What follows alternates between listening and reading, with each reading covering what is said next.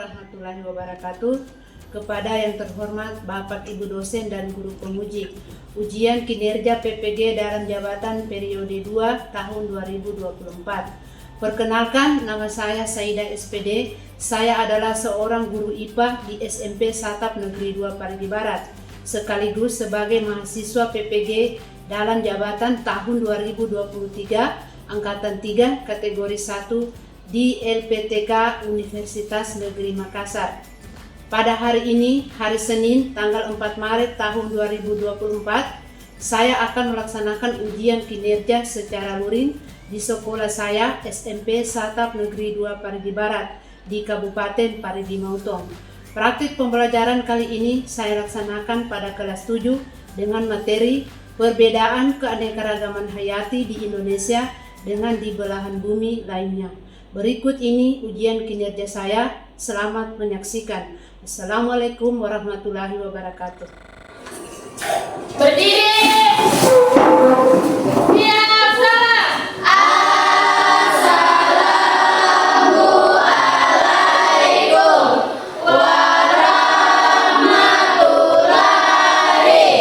warahmatullahi wabarakatuh. Waalaikumsalam warahmatullahi wabarakatuh. Silakan dulu.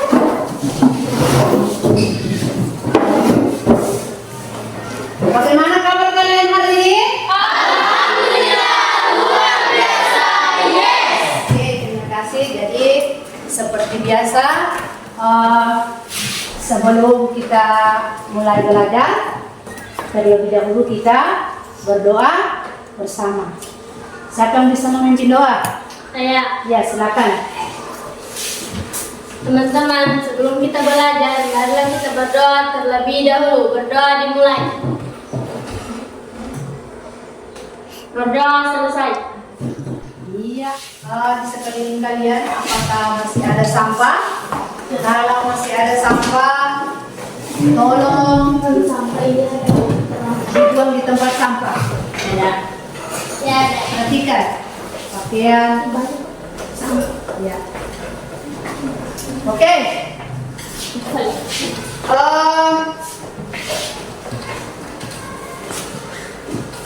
Jadi Ibu cek dulu kehadiran.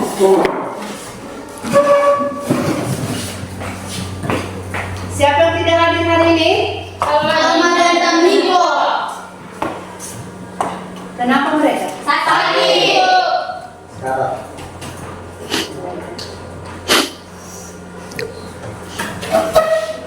Oke. Jadi 2 orang yang tidak hadir ya pada hari ini.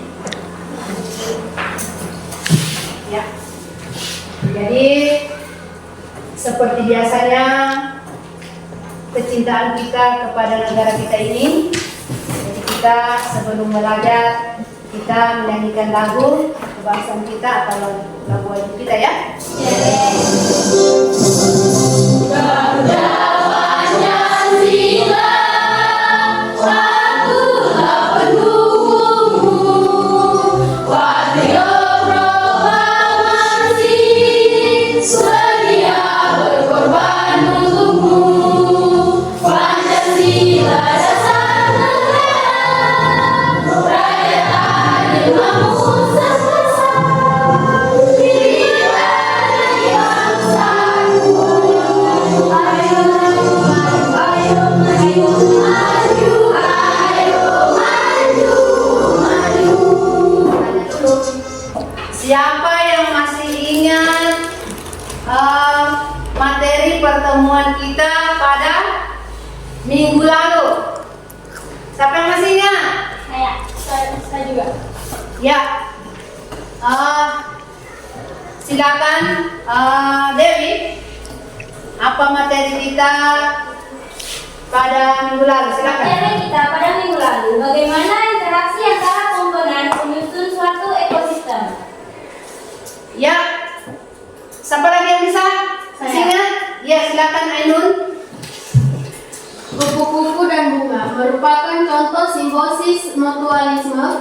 Kupu-kupu mengisap madu dan nektar atau cairan pada bunga yang diserap oleh lebah dari kelopak bunga yang akan membantu proses penyerbukan bunga. Ya, terima kasih. Jadi itu materi kita pada jadi ini adalah contoh interaksi antara komponen penyusun suatu ekosistem. Jadi perhatikan yang gambar pertama. Jadi di situ beberapa simbiosis. Yang pertama itu tanaman anggrek, perhatikan. Ya, perhatikan kembali. Jadi gambar pertama ini adalah gambar bunga anggrek dan kayu. Jadi ini gambarnya tanaman anggrek dan ini adalah kayu. Kita perhatikan ini, apakah tanaman anggrek ini menempel di kayu? Menempel. Iya, menempel. Jadi dia termasuk simbiosis apa dia? Komensalisme. Iya, dia adalah komensalisme ya. Jadi keuntungan diperoleh tanaman ini karena mendapatkan tempat untuk tumbuh, memperoleh sinar matahari, air dan zat untuk berfotosintesis dari diambil dari kayu ini. Paham? Terus gambar yang kedua, gambar apa itu? Nyamuk. Iya. Gambar nyamuk. Apa itu? Simbiosis apa dia? Parasitisme. Iya, parasitisme. Ya. Siapa yang bisa menjelaskan itu? Saya. Ya, silakan. Nyamuk dan tangan manusia merupakan contoh simbiosis parasitisme yang kondisi hubungan tergantung yang paling penting karena pihak yang satu mendapatkan keuntungan namun merugikan pihak yang lain. Iya. Jadi ini gambar tangan. Tangan ini. Iya, Tangannya kita. Iya. Terus ini Nyamuk. jadi dia bisa kita punya darah. Siapa yang untung? Nyamuk. Iya. Jadi dia termasuk simbiosis parasitisme. Terus gambar yang ketiga. Ini. Iya, siapa lagi yang bisa? Iya, silakan Ainun.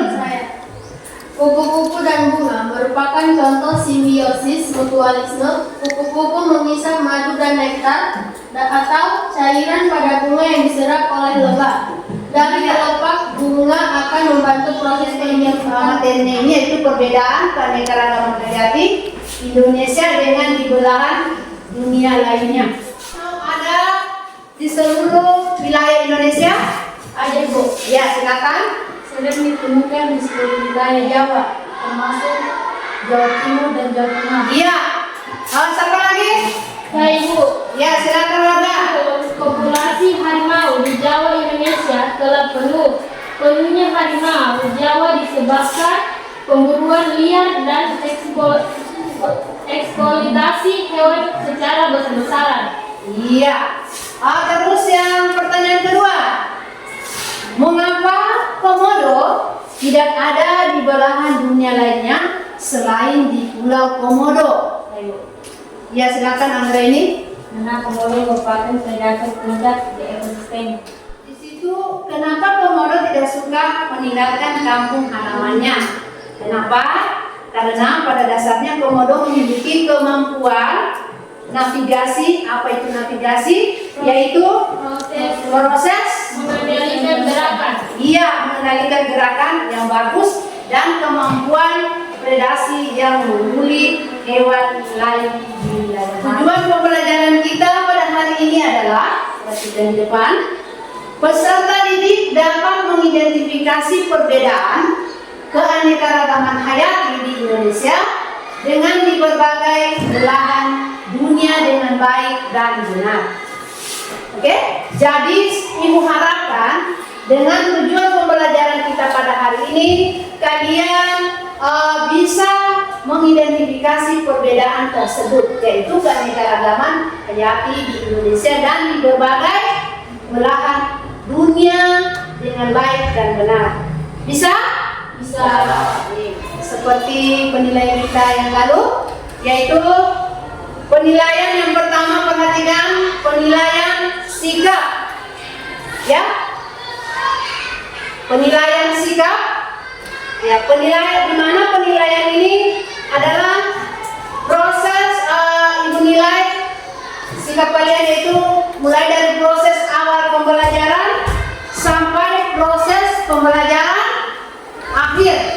Itu ya, jadi yang pertama ini.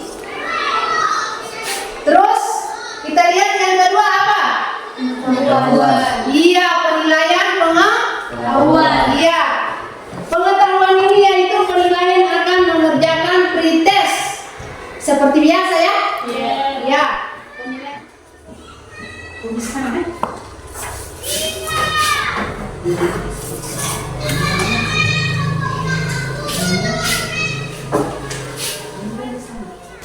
Soalnya dibaca baik-baik. Ya, ya.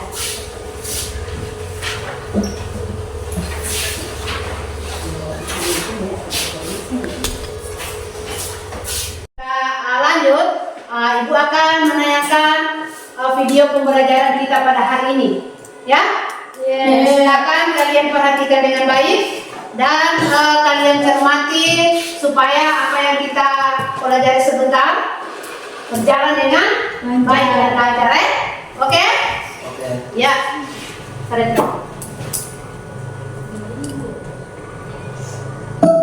Keanekaragaman hayati merupakan hal yang penting bagi kita. Keanekaragaman hayati berperan sebagai indikator dari sistem ekologi dan sarana untuk mengetahui adanya perubahan spesies. Keanekaragaman hayati juga mencakup kekayaan spesies dan kompleksitas ekosistem sehingga dapat mempengaruhi komunitas organisme, perkembangan dan stabilitas ekosistem. Indonesia dikenal oleh masyarakat dunia sebagai salah satu negara mega biodiversity. Sebutan ini didukung oleh keadaan alam di Indonesia dengan iklim tropis yang menjadi habitat yang cocok bagi berbagai flora dan fauna. Hal ini menjadikan keanekaragaman hayati atau biodiversitas di Indonesia menjadi terhitung sangat tinggi. Berdasarkan geografis, Indonesia terletak di antara 6 derajat lintang utara sampai 11 derajat lintang selatan. Artinya, Indonesia berada di daerah tropis.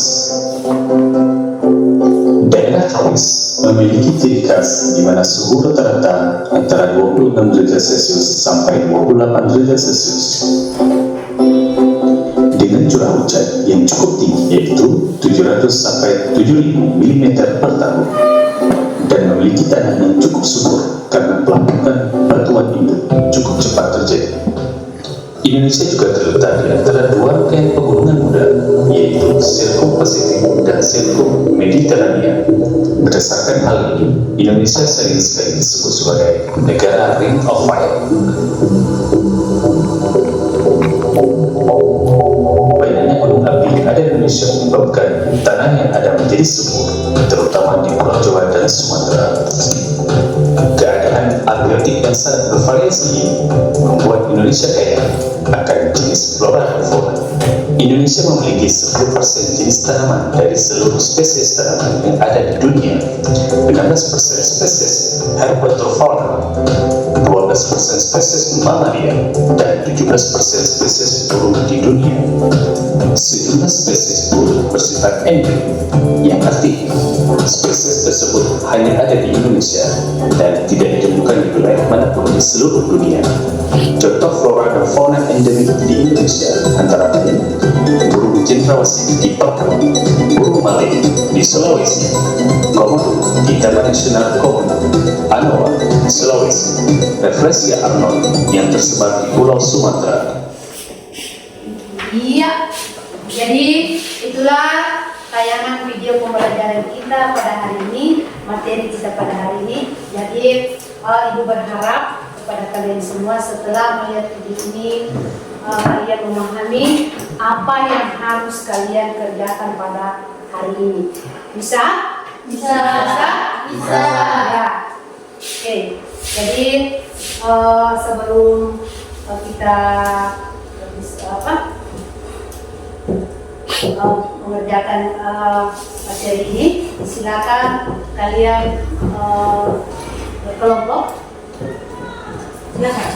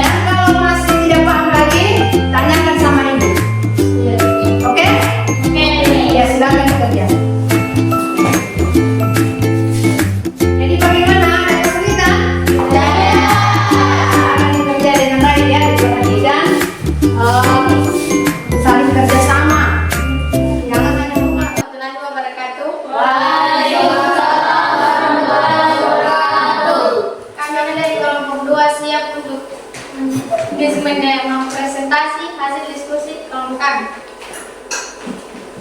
1. Adapun masalah-masalah yang menyebabkan keanekaragaman hayati terganggu adalah: yang pertama, kerusakan habitat, yaitu proses yang menyebabkan habitat alami menjadi tidak berfungsi lagi untuk menyokong kehidupan spesies aslinya. Selama proses tersebut, organisme yang sebelumnya mendiami terpaksa berpisah atau musnah sehingga mengurangi keanekaragaman hayati. Yang kedua, perubahan iklim atau pemanasan global, yaitu perubahan cuaca yang terjadi di suatu tempat. Contohnya adalah perubahan cuaca hujan biasa dalam setahun. Dan perubahan iklim menurut NASA juga merupakan perubahan iklim bumi, seperti perubahan suhu bumi. Yang ketiga adalah eksploitasi yang berlebihan, yaitu proses pengambilan sumber daya terbarukan sampai sumber daya tersebut menjadi berkurang. Yang keempat adalah pencemaran lingkungan, yaitu terkontaminasinya komponen fisik dan biologis dari sistem bumi dan atmosfer, sehingga mengganggu keseimbangan ekosistem lingkungan. Yang kelima adalah ketidaksengajaan atau kecelakaan dan datangnya spesies asing, yang artinya adalah spesies yang dibawa atau terbawa masuk ke suatu ekosistem secara tidak alami yang dapat menyebabkan kerusakan lingkungan, kerugian ekonomi, atau dapat membahayakan manusia. 2. Adapun dampak dari penurunan keanekaragaman hayati yang terjadi di Indonesia adalah degradasi lahan, terutama penurunan produktivitas lahan, penggundulan hutan, dan meningkatnya kasus-kasus bencana alam. 3. Setelah melihat tayangan video dan kutipan kasus di atas, menurut pendapat kalian bahwa upaya yang harus dilakukan agar kelestarian keanekaragaman hayati tetap terjaga adalah dengan melestarikan dan menjaga hutan, keanekaragaman hayati dan tetap terjaga, dan membangun program berkelanjutan, menanam pohon, membangun tempat perlindungan, dan mencegah kebakaran hutan. 4. Keanekaragaman hayati adalah keanekaragaman di dalam makhluk hidup dari semua sumber, termaksud diantaranya adalah daratan, lautan, dan ekosistem perairan lain, serta kompleks ekologi yang merupakan bagian dari keanekaragamannya. 5. Perbedaan keanekaragaman hayati yang ada di Indonesia dengan belahan dunia yang lainnya adalah: kalau Indonesia mempunyai keanekaragaman hayati tertinggi di dunia, hal itu dapat terjadi karena Indonesia mempunyai banyak bioma. Secara geografis, letak Indonesia dilewati oleh garis Zamrud Khatulistiwa dan memiliki iklim tropis. Hal ini menyebabkan Indonesia memiliki keanekaragaman hayati yang tinggi. Ada yang menanggapi?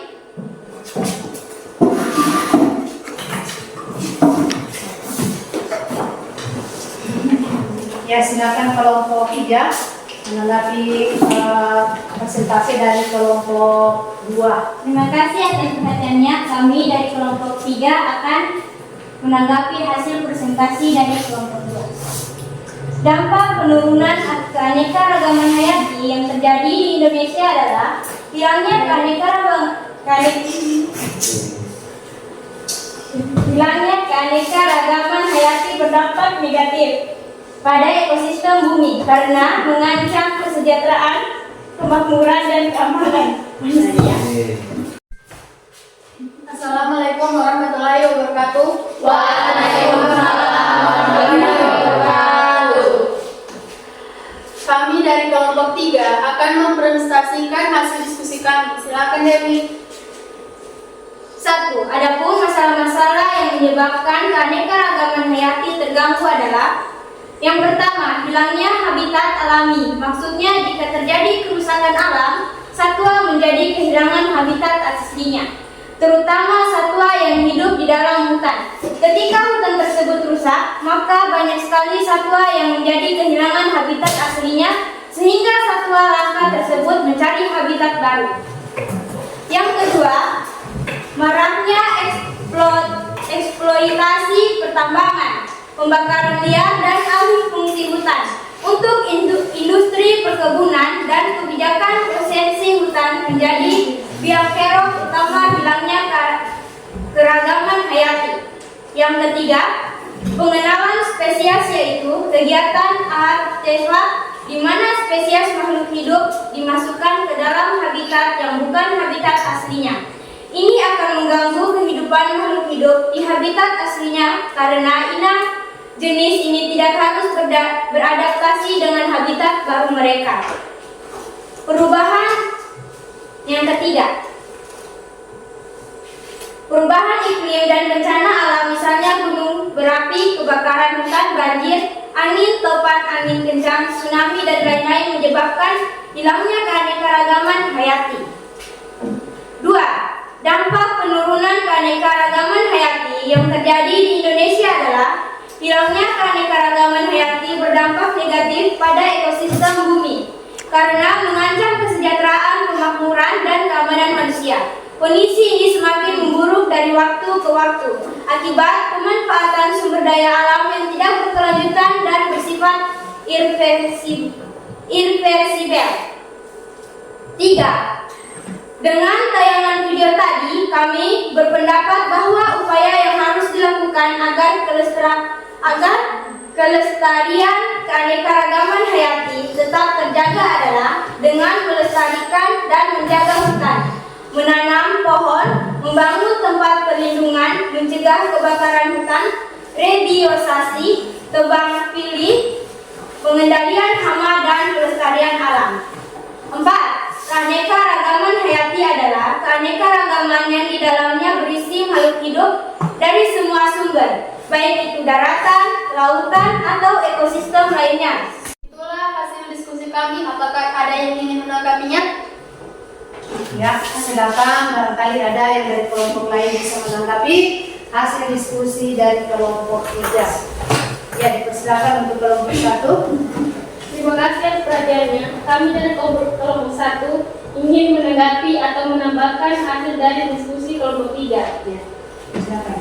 Dampak penurunan keanekaragaman hayati yang terjadi di Indonesia adalah mengakibatkan kehilangan spesies dan ekosistem yang penting bagi keseimbangan lingkungan sekitar. Ya, bagaimana dari kelompok 3? Iya. Sekian dan terima kasih.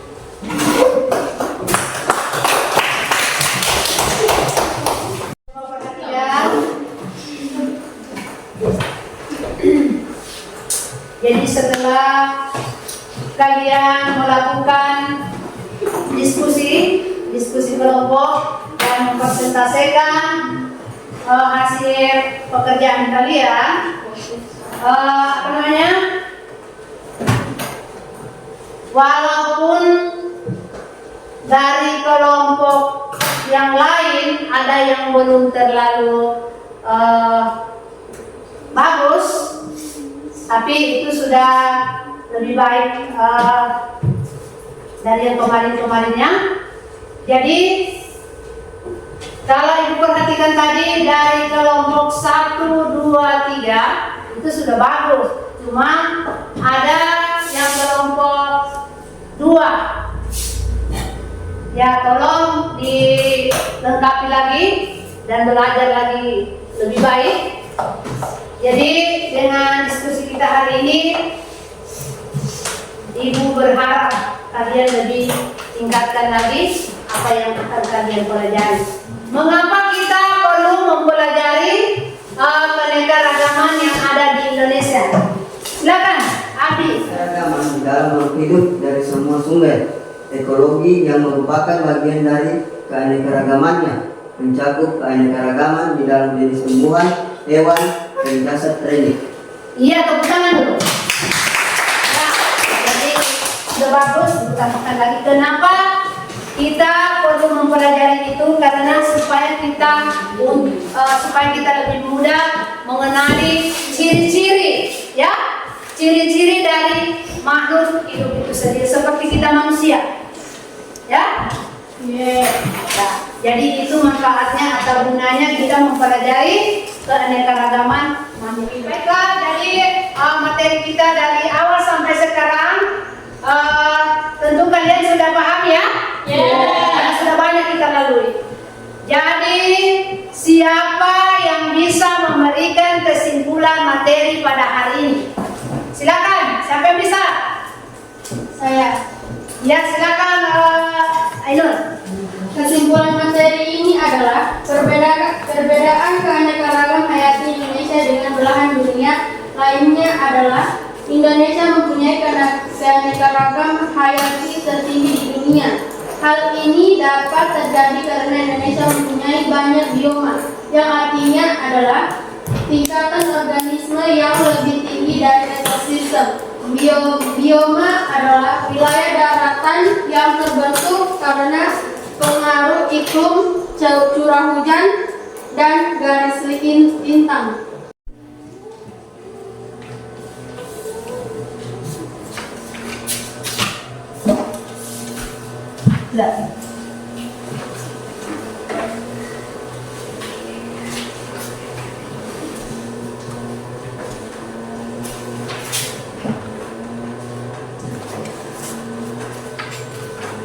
Ya, sudah selesai? Tidak.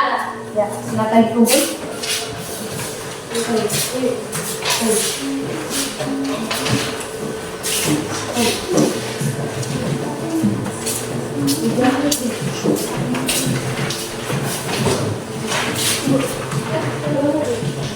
Bagaimana?